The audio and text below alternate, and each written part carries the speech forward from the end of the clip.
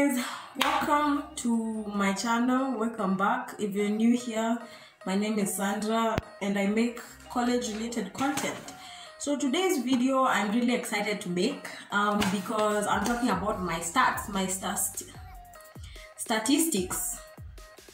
Yeah, statistics.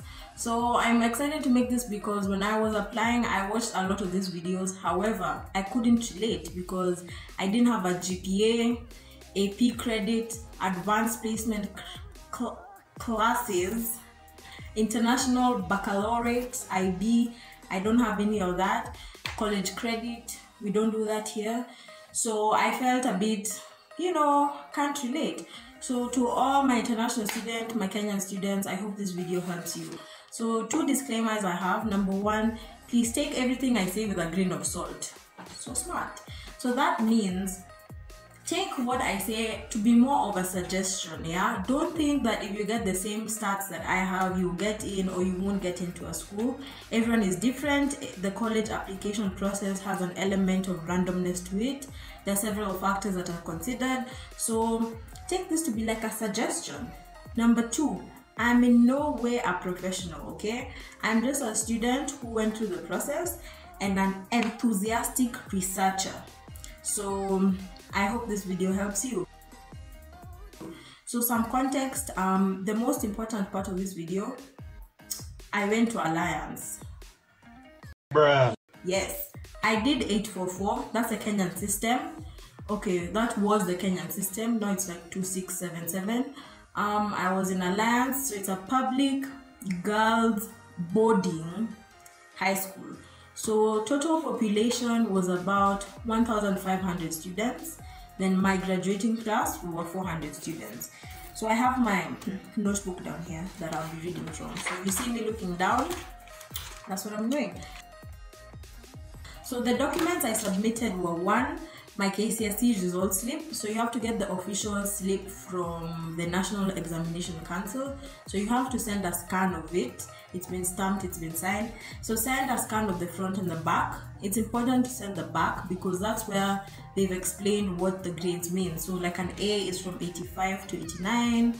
And A minus is from like 80 to 84. So it's important for them to understand what your A, what your B, what your C means. Second thing I sent was a scan of my transcript.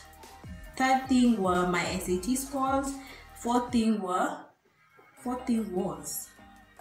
my subject test scores. So Kenyan students, please let no one lie to you that you need a leaving certificate. You don't take an ear off from applying saying that you need to get your leaving certificate. You don't need a leaving certificate. Personally, I've never seen mine. How I submitted my documents. So I submitted my documents online. So I just sent a scan of the documents to the schools through Common App. So there are some times where you have to mail the documents, which is hella expensive. So if you're doing the APT program, or if you're applying to specific colleges like Berea, or if like there's an emergency and you missed a deadline, or the documents are really, what's the word? Like they have to be safe, I guess. Whatever the word I'm looking for is. You sometimes mail the documents, so you DHL it or you FedEx. But personally, everything was online. So before we start this video, number 1, I'm a good student, okay? I'm that student who was top of the class, hardworking, got all A's. Don't come at me. That's how I am. So I did KCSE in 2018. Yeah, I got an A of 83 points. So that's like the second highest score you can get. So the highest is an A of 84. I got 83 points. I did 8 subjects, so I'll put them somewhere on the screen. I did math, English, Kiswahili, chemistry, physics, history, CRE, and music. So, mom. So I got all A's except Kiswahili, I got an A minus. So my national rank, so my rank in the whole country, I was position 30 out of 700,000 students. So that was really good. That's like the 99.9999999 5th percentile. So that was impressive. my rank in my school, so in Alliance I was ranked 2nd in KCSE. So out of 400 students I was the second one, but my overall rank from Form 1 to Form 4 was rank 1. So yeah, take that as you may. So transcript is a list of your grades all the way from Form 1 to Form 4. So we had 3 terms every year, so like they put your Form 1, Term 1, Term 2, Term 3 up to Form 4. So you have to get it from the school, signed by the principal, stamped by the academics director. So in Form 1 I did 11 subjects. I did math, English, Kiswahili, chemistry, bio, physics, history, CRE, music, computer, and home science. So I did all those 11 subjects. Then Form 2 to Form 4, I did the 8 subjects that I proceeded with to KCSE, and I got all A's and some A minuses. So my transcript was beautiful. Throughout my academic high school career, can I call it that? Yeah, I was consistently top 10 in my class. So I was ranked 1 to 10 throughout my high school, except the first exam. I think I was position 30 out of 400, which was low-key a shocker, but don't at me, okay? But after that exam, all the rest. Then that's my transcript. Next thing is my SAT score. So I took the SAT once, which is in October 2019. I've actually realized it's quite rare for someone to take the SAT once. I took it once. I got 1510. So I was aiming for 1550, but I didn't have time to take the test again. So I said 1510 will have to be good enough. So I got 770 in math and 740 in verbal. So I prepped for 6 weeks. I did take SAT classes. I did all the tests from March 2016. I did a lot of practice tests. I think that's what helped me a lot. So the math part was quite easy for me because I'm a mathematically inclined person. So I will say, if you did KCSE, if you did 844 and you liked math and you are good at it, because sometimes that's not the same thing. So if you were good at math, the math for the SAT will be easier for you. The verbal part, I struggled with verbal. 740 was so high for me. I was so happy with that because the comprehension part, a bit tricky. So I thought I aimed for 800 in math. So I got one question wrong, and I even know it. Section 4, Kingfisher. If you know that question, I got it wrong. So that's 1510. Yeah. So why I say I aimed for 1550, and trust me, if I had time, I would have taken the SAT again, because the type of schools I was applying to, kina MIT, Caltech, Harvard, Stanford, Yale, Princeton, they're really high-ranking schools. So the students that apply there are super competitive. So their average scores are usually 1540 and above. Caltech, 1570 is the average score. Yani the average Caltech student gets 1570. Yeah, so what I will advise you is go to the websites for the schools you're applying to, check out the average score and aim to get a score above that or around that area. Next thing I submitted were my subject test scores. So subject tests are the subject specific tests. So like Chem paper 1, Phys paper 1, History paper 1. So I will say, as an international student, I didn't do the American curriculum, so I was limited in the tests I could take. So they have so many tests. They have the sciences, they have languages, they have social sciences. So I could only take the sciences because like I didn't do US history, I did Mau Mau, I did Kinjekitile Ngwale, I didn't do English literature. Okay, I did, but like I did Caucasian Chalk Circle and Kidaga Kimemozea. So obviously I didn't do like Wuthering Heights and Great Gatsby, you know. I wish I did, but you know, I didn't. So I took math level 2 in physics. So I would have taken chemistry also if I had time, but I only had 1 month to study. So I did the subject test in November. So October did SAT, studied for 1 month, then November did SAT 2. So subject tests, they are important for me. Some of the schools I was applying to require subject tests. Make sure you check out the requirements for each school, because like Caltech and MIT require subject tests. I think Cornell used to, but now they don't. But you know, it's recommended. Anytime my school says something is recommended, just do it, okay? It won't harm you in any way. What's the worst that could happen?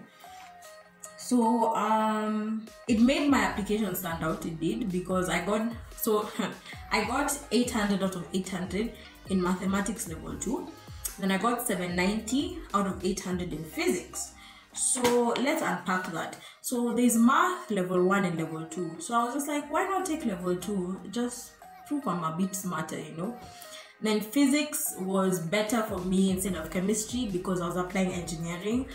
Chemistry is considered to be easier than physics.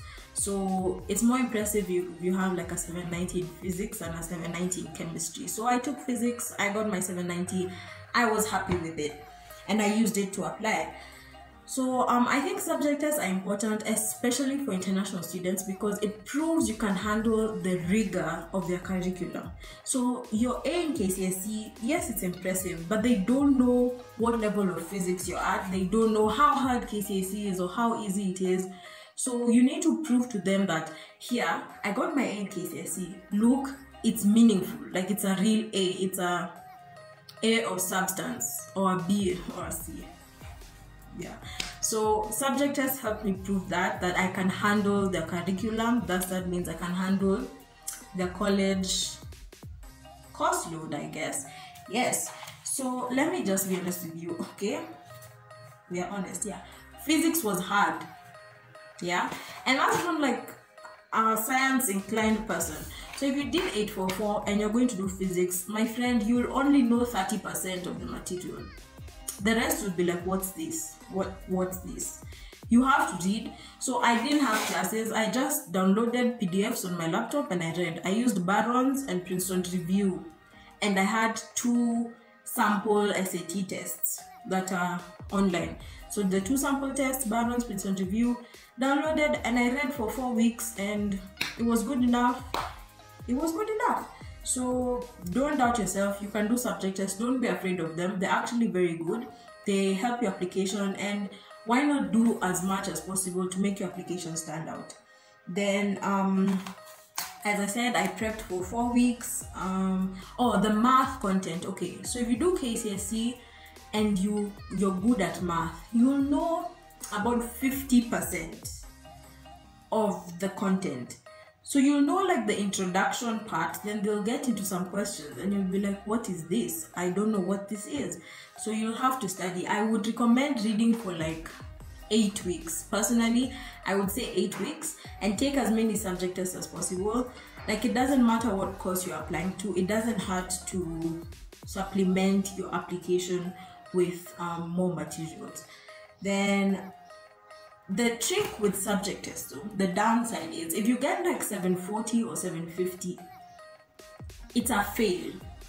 Okay, it's a fail, because here's what happens. If you get 8 wrong in physics, yeah, if you get, it's out of I think 75 or 80 questions. So if you get 8 wrong, you can still get 800, because they give you the curve, something to do with the curve and standardization. So if you get 740, that means you got like 30 wrong.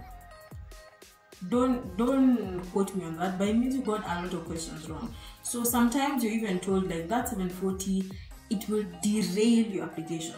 Don't use it to apply. So if you're going to do subject tests, make sure you're good at the subject you're doing. Aim for 780, 770 and above, so that you know it can enhance your application instead of them asking, oh, because like in math, 800 was the 70th percentile. That's really low. That means like so many people got 800, yeah? So if you're there with your 740, then they're like, why should we take this person with 740 when we have all these people who got 800? Do you get my gist? Yeah. So subject test, if you're going to take it, make sure you become good at it so that it can enhance your application instead of derailing it. So my advice for people who want to take the SAT, Number one, take the SAT as early as possible. Take it more than once if possible. Personally, I wish I took the SAT in Form 3 December. Yeah, Form 3 December. If I did that, then by now I would already be in college rather than having taken a gap year. Number two, take subject tests. It doesn't matter what you're applying for, take subject tests. Aim. So depending on the type of school you're applying to. So personally, I was applying to top 20, in fact like top 10 schools. Look at their average scores. So if you're applying to top 20 schools, aim for 1450 and above. 1500 and above preferably, okay? Preferably. 1500 and above, sorry. Then my ideal prep time for the SAT, 8 weeks. For the subject tests, 6 to 8 weeks also. So that's my video for my stats. This is the third time I've filmed this video. Sorry it's late, you know. I took a break from the real world. Now I'm back, you know, coming in with my cute puffs because we are going back to factory settings. And yeah, I hope that you enjoyed this video. Like, share, subscribe, comment. Let's engage each other in the comments. If you have any questions for me, feel free to DM me or to ask me in the comments. I will be trying to pump out as much content as possible. And I hope you all have a good day. I hope you're all staying safe. See you in the next video. Bye.